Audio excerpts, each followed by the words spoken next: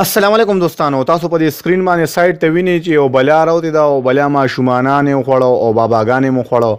دا په دې واتس اپ ګروپونو کې ډېره په ټرینډینګ کې روانه خلکو ته شیر کېږي. یاره وي دا په څوک وایي په 400 کې یو بلا راوتی دا، څوک وایي په سوات کې یو بلا راوتی دا. نو اوله خو دې بلا له وګورئ او بیا دې زخمونو ته وګورئ. زخمونه درته زه نه شو کوم، دا کم واړه چې خوړلي دي او ډېرو کسانو ورسره دا وایس میسج ټیپ کړی دی چې یاره زه په خپله موجوده په دې ټایم کې هسپتال کې دا زخمیان ویډیو الاؤډ نه وي، دننه کسان نه پرېږدي. نو هلکه چې دومره غول غوشان خوري راوله، خو دا کوم کس چې فارورډ کوي دی دومره سوچ وکړي چې یاره دی وایي چې ویډیو الاؤډ نه رانو تصویر چې وباسلو نو خو دغه ټایم کې به ویډیو کړی و که نه دومره غول غوشان. ښه حقیقت ته راځو، کله چې دا تصویر ما ته راغو په ګروپ کې ما څنګه سټډي کو چې یاره ورسره وایس میسیجونه مې ورته چې دی خو طبیعي مرچه وکړې ده او په سوات کې او په 400 کې بلا ماشومانان وخوړو، ماشومان بار مه پرېږدئ. اوله او لومبۍ خبره خدا یاد ساتئ، نن سبا د اوړو دومره بحران دی، اوړه دومره ګران شوي دي چې داسې بلاګانې اکثر راوځي نو عوام دومره نار شوي چې دا بلاګانې درته وخوري. نو ما ډایرکټ دا تصویر راواخیست، تاسو مخامخ د سکرین ته ګورئ. ډایرکټ مې ګوګل کې مې کیمرا کلیک کړه، کیمرې نه مې دا تصویر راواخیستو، ګیلري سرچ مې کو. چې څنګه مې سرچ کو نو تاسو دا سایټ ته چې دا ډېرو میجیسن چې کوم دی، میجیسن جادوګر ته وایي.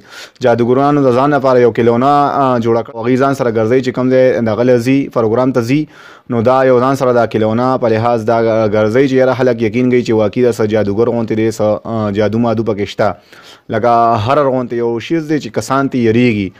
نو یاره ماړه او تاسو ساده پښتنو ته به زه سویم په درزه غرب دا ډایرکټ میسیج خور شي. یو بل شیز راغلی هغه د انګلیش فلم یو کاسټیوم او کسان ویې لکه وي دا دغه راوتلی وي په پلانکي ځای کې دونه کسان والي دي هسپتال، هغه پته نه چې دماکي هغه کسان ورسره راولي که کم او بس ډایرکټ د ویډیو له دومره شوشا جوړه کړي.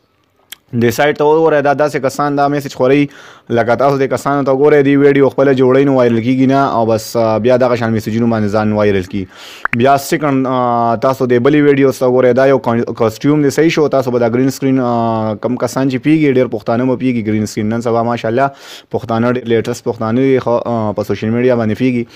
نو دا یو کاسټیوم جوړ کړي د فلم دپاره، کله چې ټرای کوي نو دا یو کس واچي د خفې بیا ګرین سکرین ته ریموو شي او دا کسانو پسې شوي دي موویز کې خلک خوري که نه. نو دا غونډ دغه شان شیزونه وي او په نیټ باندې تاسو بلا سرچ کوئ.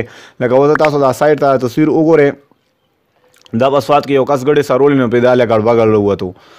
په سیکنډونو کې له داسې د دروغو خبره دومره جوړې کړم چې بالکل ستاسو به پروف یقیني مکمل اورینل ویډیو به درته ښیم. ښه دا اوس وګوره، بلې په سوات کې چې کوم دی هغه مخکې چې په سیلاب کې وټ شوی او سیلاب وړی و هغه هوټل و نو هلته اوس هغه هوټل چې به دوباره جوړ شو نو هلته یو دا له ګډبګډ راوتی. تاسو وګورئ کوم حال یې جوړ کړی دی، د سایټ ته وګورئ. نو دوستانو دا غونډ د موویز کلیپي او دغه شان ګرین سکرین لکه اوس تاسو سایټ ته رابلا وګورئ څنګه ریل ده او اوس وګورئ جینې ورسره څنګه سیلفي وباسلې ده. دا غونډ کاسټیوم میلاویږي، تاسو مکمل سرچ کولی شئ په ګوګل کروم ته راشئ، هلته سرچ کې هرر کاسټیوم صحیح شو. تاسو به داسې عجیبه وردی راشي چې کسان اچي او باقاعده ویډیوګانې پرې جوړوي، خلک پرې یری یا موویز دپاره اخلي.